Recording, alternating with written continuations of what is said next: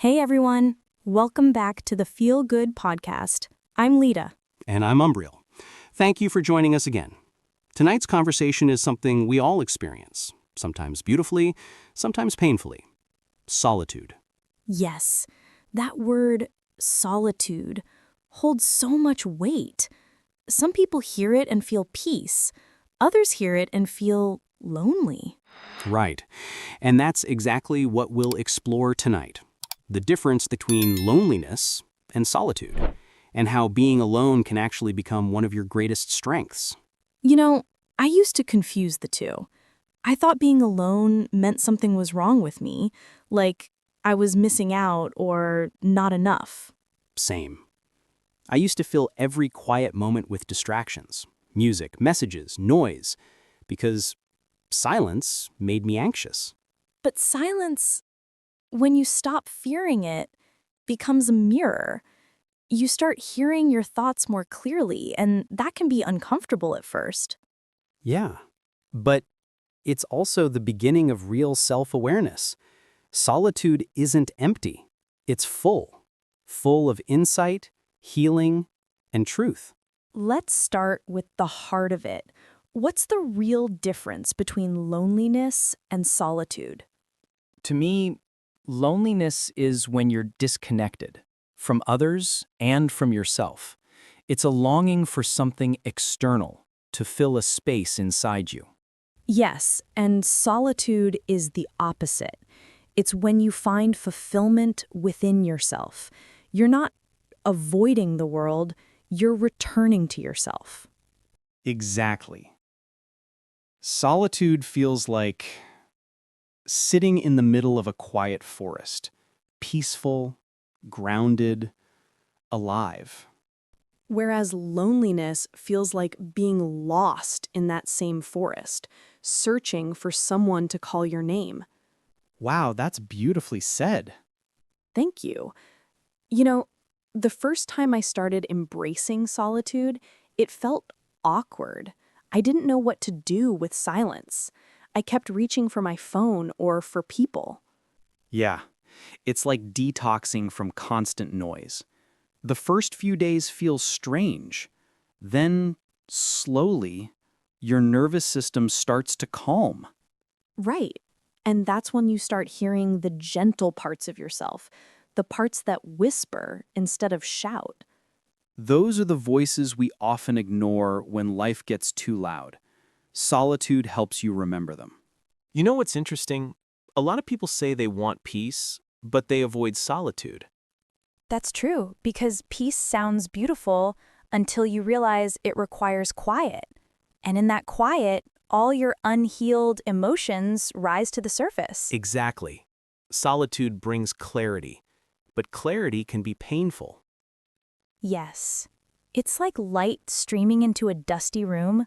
Suddenly you see everything that's been ignored. And that's why solitude takes courage. It's an act of emotional honesty. It is. Because being alone doesn't mean you're unloved. It means you're brave enough to meet yourself. That's so powerful. You know, there was a time when I couldn't even eat dinner alone. I felt embarrassed sitting by myself. I've been there. I used to bring my phone everywhere, just to avoid looking alone. But now, those moments, sitting alone in a cafe, walking alone in the park, feel sacred. Same. There's something so grounding about realizing you can enjoy your own company.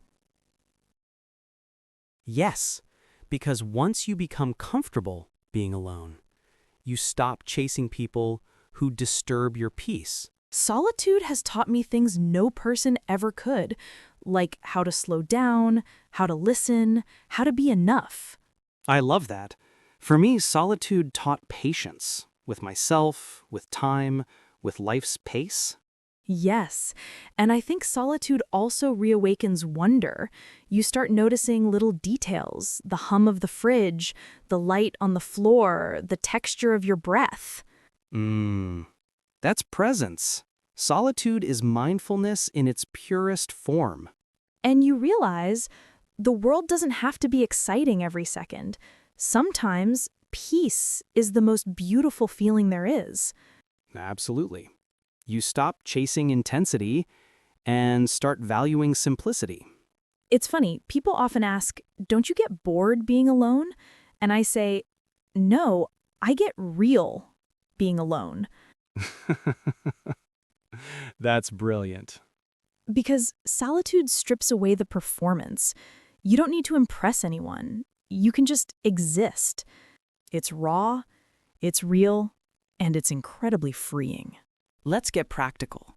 How can someone start embracing solitude, especially if they've avoided it for years? Start small. Don't force yourself into total isolation. Begin with moments. 10 minutes of quiet in the morning. No phone, no music. Just breathe. Yes. Or take a short walk without distractions. Let your senses guide you. The sound of leaves, the smell of air, the feeling of your steps. Journaling helps too. Write to yourself like a friend. Ask, what do I need today? Or what am I feeling right now? I love that. And one of my favorite solitude rituals, cooking alone while listening to instrumental music. It feels like a meditation. Yes, solitude doesn't have to mean silence. It means intention. Doing things for you, not for show. Exactly. Even sitting under the stars, no words, no goals, just being. That's sacred solitude. And when you start to feel restless or lonely, remind yourself, you're not alone, you're with yourself. And that's someone worth spending time with. That line right there, that's the whole heart of it. So, what happens when solitude becomes a part of your life? You stop fearing silence. You start trusting your own wisdom. You feel anchored. Yes, you learn self-soothing. You realize you can hold your own emotions without running to be rescued. And that kind of emotional independence is pure power. You become whole. Relationships stop being about filling a void. They become about sharing wholeness. Exactly. You attract people who respect your quiet, not fear it. And solitude also reconnects you with purpose. You start asking deeper questions. What truly matters to me? What do I want my life to feel like? Yes, without constant input, your inner voice gets louder, and that voice usually already knows what you've been searching for. Beautifully said. Solitude becomes not a pause from life, but the place where you find its meaning. And when you find peace in being alone, you become unstoppable because nothing external can shake what you've built inside. So, to everyone listening, I hope you make time this week for stillness. Sit with yourself. Listen. You might be surprised by what you discover. And remember, solitude isn't the absence of love.